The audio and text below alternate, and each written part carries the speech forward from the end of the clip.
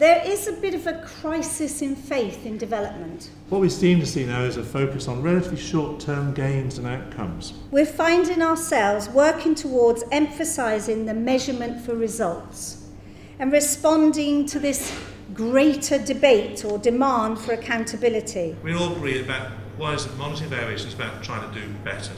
This is a conference about monitoring and evaluation of international development work. It's not only about reporting your results, but it's also about learning about your results. At least if you know that you are failing, you are also able to say, okay, I want to do better. You plan some work, you implement it, you monitor it, you learn from it, you plan some fresh.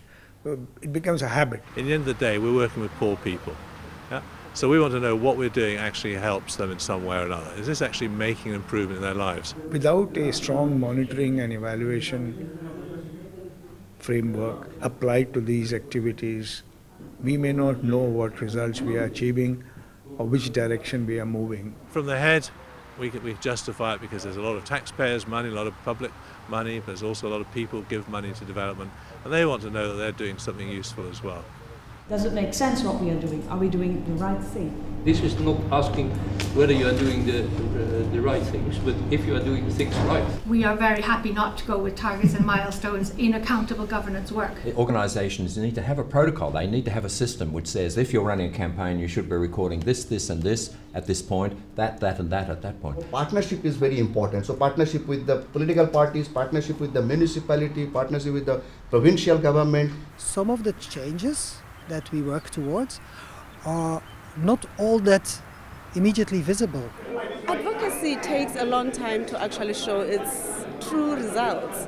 But changes that are very important to reach impact, which is maybe sometimes easier to measure, like change in income or change in life expectancy.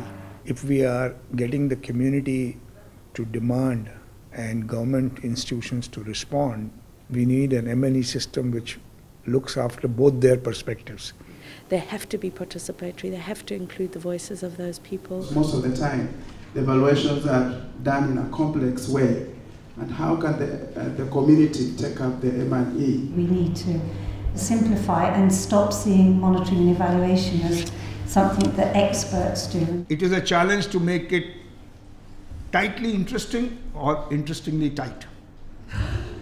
Is it to achieve a particular outcome, like clean water, or is it intrinsically for strengthening organisations? Because unless you're clear on that, it's difficult to know what you're actually trying to assess. Upward accountability, downward accountability, horizontal accountability, mutual accountability, political accountability, social accountability, economic accountability. It was not always clear where our interventions were focused upon. We asked the community members to explain the changes that took place after the intervention of the particular project, and we asked what is the most significant out of it. Ask people. You can't actually find out the impact of any type of development unless you actually ask people, has this changed your life or not? While looking at the changes, we sometimes have problems because the changes that we anticipated are not taking place. Well, there are changes that take place, but more than what we anticipated. And there are unexpected changes. So all this can be captured through the people's perception of what the real change is. Because we are forced now to account for the funds of the government with this methodology. We're not dealing with tens of millions of pounds in projects. We're dealing with projects that are maybe 100,000. Are they analysing costs at that farmer level? That is done by the help of their staff. You know, if you're doing interviews with households, I mean, if you're talking to a male and female in the same group, like the response that I gave to you are going to be very, very different. It may not be scientific, and who cares? At least for us, it will enable us to learn. It's easy to say, yeah, $2 has vaccinated a child. That's a good thing. Nobody's saying that's not a good thing.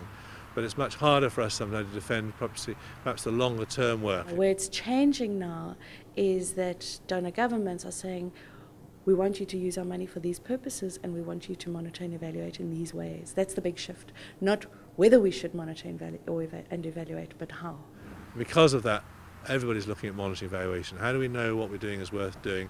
How do we know, in a sense, we're getting anywhere?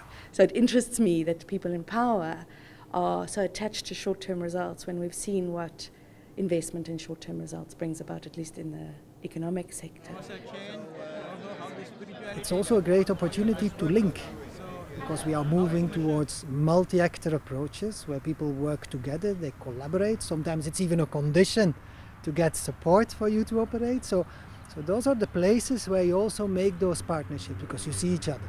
All the sessions that I have been to, they have made me realize that there is a lot that I need to do. So this type of conference is helping to share our experiences and then work towards the betterment of the communities, to get the real views of the communities of what they mean by development, so that our interventions can be planned accordingly.